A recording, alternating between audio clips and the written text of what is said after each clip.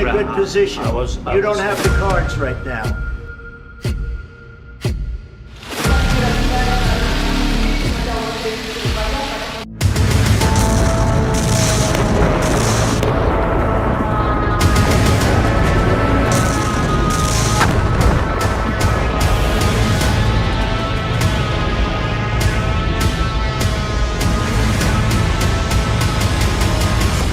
अगस्त में यूक्रेन का युद्ध खत्म करने की बात हो रही है।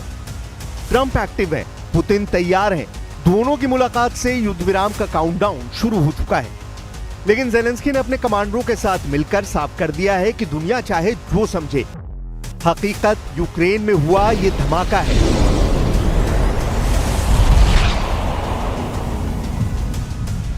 रूस को रोकने के लिए ज़ेलेंस्की की फौज गोलियां इकट्ठा कर रही है। टारगेट पुतिन की सेना है, जिसने यूक्रेन को कई फ्रंट पर ऐसे घेरा हुआ है जिससे बचकर अब निकलना मुश्किल है। पुतिन का वादा है कि या तो यूक्रेन की फौज पीछे हटेगी या फिर 4 कंधों पर लौटने को मजबूर कर दी जाएगी। रोज दहलाने वाले युद्ध में इस वक्त सबकी नजर पुतिन और ट्रंप की मुलाकात पर है, जिसमें ज़ेलेंस्की की बिल्कुल नहीं चलेगी। इस बात की गारंटी पुतिन ने दे दी है और ट्रंप ने करीब करीब रूस की डिमांड पर खामोश होकर इकरार भी कर लिया है।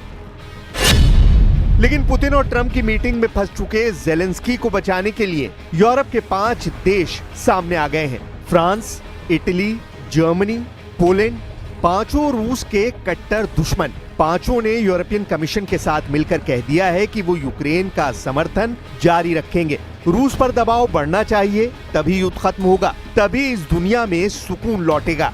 ज़ेलेंस्की के समर्थन में यूरोप का मैसेज साफ है। मैसेज ये कि अमेरिका चाहे सरेंडर करेगा, यूक्रेन सरेंडर नहीं करेगा, और अगर ऐसी नौबत आई तो अब यूरोप यूक्रेन की तरफ से लड़ेगा।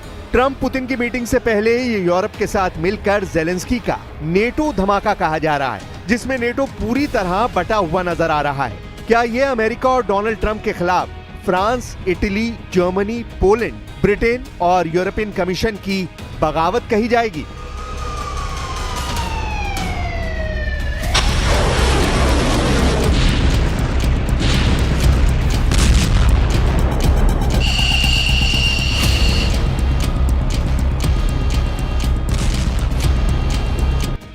पश्चिमी देशों के गुस्से को कम करने के लिए ट्रंप ने पूरे यूरोप को बताया है कि वो पुतिन से क्या बात करने जा रहे हैं, वो कैसे यूक्रेन के मुद्दे पर रूस पर दबाव डालेंगे। लेकिन ट्रंप के वादों को लेकर यूक्रेन ही नहीं, यूरोप का यकीन भी डगमगाया हुआ है। जर्मनी के चांसलर फ्रेडरिक मर्ज ने कहा है कि बिना यूरोप और ज़ेलेंस्की को शामिल किए अमेरिका और रूस यूक्रेन का फैसला नहीं कर सकते।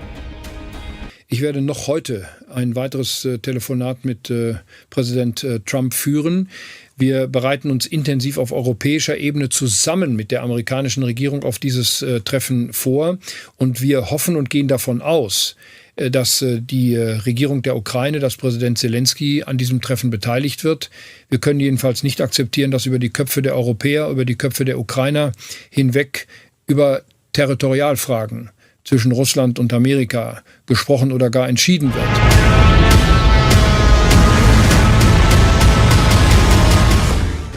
यूरोप इसलिए डरा हुआ है क्योंकि पुतिन रुकने का नाम नहीं ले रहे। अलास्का में अब रूस और अमेरिका के बीच बड़ी बैठक होने वाली है। तब पुतिन की सेना ने बम और तोपों का मुंह खोल दिया है। ये यूक्रेन में ज़ापोरिज़िया का इलाका है, जहां पुतिन की गाइडेड बम रिहायशी इलाकों पर गिरे, बस स्टेशन पर गिरे। घायलों को बचाने के लिए इमरजेंसी सर्विस जूझ रही है। इस हमले में 12 लोगों के घायल होने की रिपोर्ट है। मलबे में लोग दबे हो सकते हैं, इसलिए आधुनिक उपकरणों की मदद से सांसों को तलाशा जा रहा है। यूक्रेन पर हो रहे ये हमले बता रहे हैं कि पुतिन दुश्मन पर रहम दिखाने के मूड में नहीं है। Там как раз на парапете, вот там вот сейчас убирают стекла, мы там 5 человек стояло у нас, и только слышим звук, и все, и нас всех просто откинули. Ну вот благо живые все, как слава Богу. Gambling with the lives of millions of people. You're gambling with World War III. रूस का दावा है कि उसने यूक्रेन के निप्रोपेट्रोवस्क में रेलवे का बड़ा सेंटर बम से उड़ा दिया है, जबकि यूक्रेन का दावा है कि उसने रूस के सारातोव में एक तेल रिफाइनरी पर बड़ा हमला किया है। रूस ने 24 घंटों के दौरान यूक्रेन में 134 मिलिट्री ठिकानों को टारगेट करने का दावा किया है। पुतिन के गुस्से को देखकर यूक्रेन के राष्ट्रपति व्लादिमीर ज़ेलेंस्की ने ऐलान कर दिया है कि युद्ध ऐसे खत्म नहीं होगा जैसे रूस चाहता है। यूक्रेन की सेना कड़ी टक्कर देगी। ज़ेलेंस्की ने साफ कर दिया है कि उन्हें ट्रंप और पुतिन की बातचीत पर यकीन नहीं रहा, क्योंकि पुतिन अब अमेरिका को धोखा देने की तैयारी कर रहे हैं और ऐसा बिल्कुल नहीं होगा कि यूक्रेन का फैसला यूक्रेन की मर्जी के बगैर कर लिया जाए। Треба якнайшвидше завершити війну чесним миром. Чесний мир потрібен. Чітка підтримка того, що все, що стосується України, має вирішуватись за участі України. Так само, як це має бути і щодо кожної іншої незалежної держави. Всіх треба поважати. Дякую всім, хто саме на такій позиції разом з Україною. I believe he wants to see peace, and Zelensky wants to see peace now. Zelensky बड़ी बातें कर रहे हैं, लेकिन कैपिटल कीव में जो हो रहा है उसे लेकर डोनाल्ड ट्रंप लगातार आगाह कर चुके हैं। ये ज़ेलेंस्की की सबसे खतरनाक अज़ोव ब्रिगेड के एक सैनिक का ताबूत है। ये ज़ेलेंस्की की सबसे खतरनाक अज़ोव ब्रिगेड के एक सैनिक का ताबूत है। कीव के इंडिपेंडेंस स्क्वायर पर अज़ोव ब्रिगेड के फाइटर माइखेलो कोवलीव का ताबूत लाया गया। जॉर्जिया में जन्मे माइखेलो ने 2014 में यूक्रेन पहुंचकर रूस के खिलाफ युद्ध लड़ने की तैयारी शुरू कर दी थी। बाद में उसने यूक्रेन की नागरिकता भी ले ली, लेकिन 2025 में पुतिन की सेना ने उसका काम तमाम कर दिया। Що коли ми з ним прощалися, коли він остаточно вирішив, що він повертається в Азов, йому теж було надзвичайно тяжко ухвалити це рішення. Він плакав, але він не міг інакше вчинити. І він писав мені, що це остання його розлука зі мною. Я відповідала йому, що це звучить дуже фатально. Не кажи так, кажи, що ми з тобою ще незабаром зустрінемося. На жаль, ми зустрілися з ним за таких обставин знову.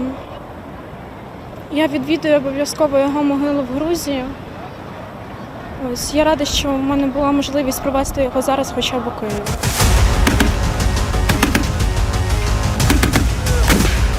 यूक्रेन की अज़ोव ब्रिगेड वो लड़ाका फोर्स है जिसमें पूरे यूरोप से लोग शामिल हुए हैं और रूस के खिलाफ सबसे खतरनाक युद्ध लड़ने वाले यही लड़ाके माने जाते हैं।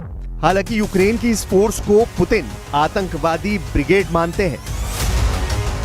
ज़ेलेंस्की की ये फोर्स हारे नहीं और यूक्रेन लड़ता रहे, इसलिए अब यूरोप की बड़ी पावर यूक्रेन के साथ खड़ा होने का ऐलान कर चुकी है।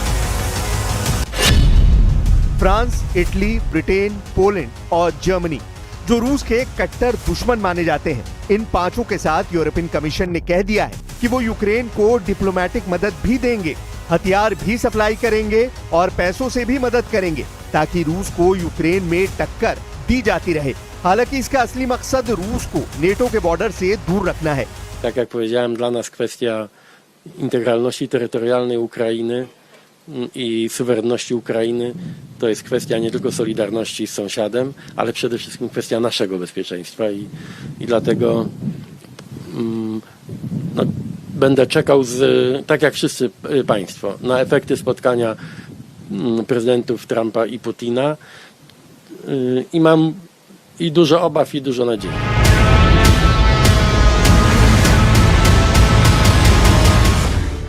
पुतिन और ट्रंप की मीटिंग से पहले यूरोप बहुत ज्यादा सक्रिय हो चुका है। ज़ेलेंस्की को बचाने के लिए यूरोप के 5 बड़े देश सामने आ गए हैं। फ्रांस, इटली, ब्रिटेन, पोलैंड और जर्मनी ये नहीं चाहते कि ट्रंप और पुतिन के बीच यूक्रेन को लेकर ऐसी डील कर ली जाए जिसका खमियाजा पहले यूक्रेन उठाए और बाद में यूरोप पछताए। रूस के इन कट्टर दुश्मनों का यही सबसे बड़ा डर है, इसीलिए वो बार बार कह रहे हैं कि यूक्रेन को उनका समर्थन जारी रहेगा। वो रूस के दबाव में नहीं आएंगे, ना ही अमेरिका को आने देंगे और ये भी कि ये युद्ध तभी खत्म होगा जब यूक्रेन को इस बातचीत में शामिल किया जाए। अब यूरोप में चल रहे खूनी युद्ध के बीच यूरोप की इसी डिमांड को पूरा करने की कोशिश हो रही है। अमेरिका के उपराष्ट्रपति ने कहा है कि कोशिश तो पूरी है कि एक ही टेबल पर पुतिन भी हो, ट्रंप भी हो और ज़ेलेंस्की भी बातचीत में शामिल किए जाएं। हालांकि पुतिन अभी इसके लिए तैयार नहीं है। One of the most important logjams is that Vladimir Putin said that he would never sit down with Zelensky, the head of Ukraine, and the president has now got that to change. We're at a point now where we're now trying to figure out, frankly, scheduling and things like that around when these three leaders could sit down and discuss an end to this conflict. Now, बम धमाकों से बने ये खंडर बता रहे हैं कि Putin ने Ukraine में गाजा प्लान एक्टिव कर दिया है। यहाँ गिरे हर एक बम से हुई तबाही बता रही है कि रूस के हमलों की दहशत कैसी होती है। ये वो इलाके हैं जहां रूस की फौज कब कब्जा कर ले, जेलेंस्की को अंदाजा नहीं है। फिलहाल पुतिन डॉनबास पर अपनी पकड़ और मजबूत करना चाहते हैं।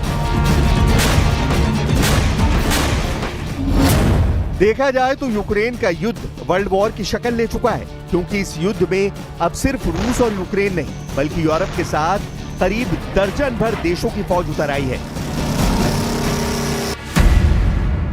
रूस और यूक्रेन के युद्ध में अमेरिका के बाद अब चीन और पाकिस्तान की एंट्री हो चुकी है। ये बहुत ही गंभीर इल्जाम जेलेंस्की का है। अगर ये सच है तो समझ लीजिए पुतिन की मदद करने के लिए न सिर्फ शी जिनपिंग ने फौज उतार ली है, बल्कि पाकिस्तान के फील्ड मार्शल आसिम मुनीर ने भी अपने लड़ाके यूक्रेन भेज दिए हैं।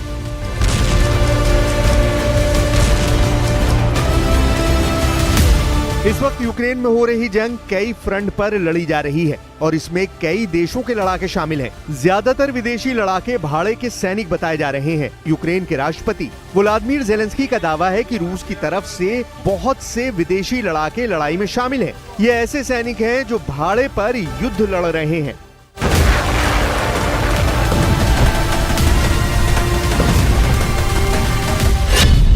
ज़ेलेंस्की ने कहा है कि रूस की तरफ से न सिर्फ चीन और उत्तर कोरिया बल्कि ताजिकिस्तान, उज्बेकिस्तान, अफ्रीका और यहां तक कि पाकिस्तान के लड़ाके भी शामिल हैं। ज़ेलेंस्की को इस बारे में तब पता चला जब वो खार्किव वॉर जोन में वोवचांस्क के पास एक फ्रंट पर पहुंचे। ज़ेलेंस्की का ये दौरा बहुत ही सीक्रेट रखा गया।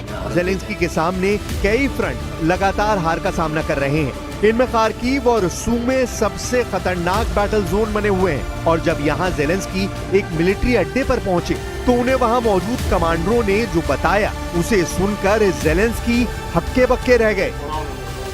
Чув доповідь, розуміємо, що дуже непросто, але ж ви, українці, боретесь, як командир сказав.